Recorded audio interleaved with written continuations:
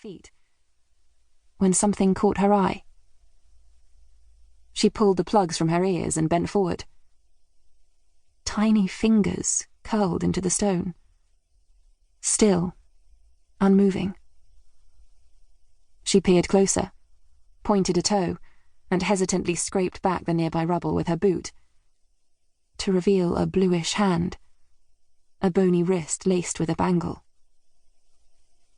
Her jaw dropped. The cigarette slipped to the ground as she scrambled back and lost her footing. Fell. Needles of pain spiked her lower back. Was it real? Edges of brick dug into her skin, snagging at her trousers as she wriggled back further.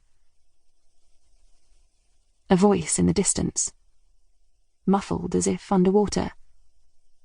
Her eyes didn't leave the tiny hand. The call grew louder. A pair of rigger boots entered her line of vision. She looked up to see a builder, barely 10 yards away, his ruddy face contorted beneath a yellow hard hat. Jordan cast one last gaze at the tiny hand, hitched a breath, jumped to her feet, and scarpered. Chapter 2. The water caressed her body as she glided along, legs propelling her forward, reveling in the endorphins that slowly slipped into her system. Another lap, and another. The smell of the chlorine sharpened her senses, cleansing her mind. On the next turn, she felt a nudge from behind. A hand tugged at her foot. She quickened her pace. Another grab, this time momentarily pulling her below the surface. She gasped a quick breath before the water engulfed her face. She kicked the hand away and worked her arms faster, quickening to a sprint. Her vision blurred through her goggles. She whipped out a hand for the end rail, and missed. Fingers grasped her foot again, taking a hold this time. She was pulled down, underwater. Another kick, resisting the tension. The hand released its grip, and she shot to the surface.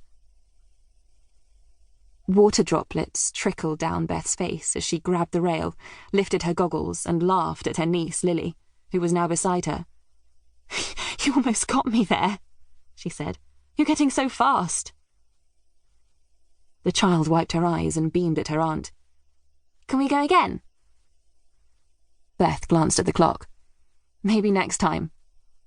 The child grimaced. "We've almost had our hour. Don't want to miss out on your ice cream."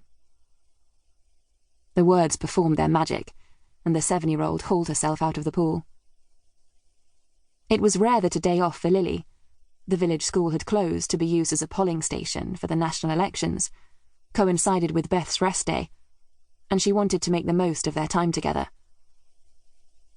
They entered the changing room, skirted around a line of women gathering for an aqua aerobics class, and made a play of opening lockers and getting themselves changed. Minutes later, rivulets of water trickled between Beth's shoulder blades as she tied back her curls into a loose ponytail on the way back to the cafe. She spotted the familiar sporty stance of DS Nick Geary leaning over a table, flicking through a newspaper an earlier customer had left. The sharp contours of his back were visible beneath his fitted white shirt. He looked strong, vital, and as attractive as hell. Beth allowed herself a wry smile. 6 weeks had passed since they'd got back together and he'd moved into her home, to lodge until he found a flat closer to Force headquarters. The move would be temporary, a couple of weeks at best, he'd said. But he showed no sign of leaving any time soon. While there was something uncomfortable about having a relationship with her sergeant, she couldn't deny he was good company.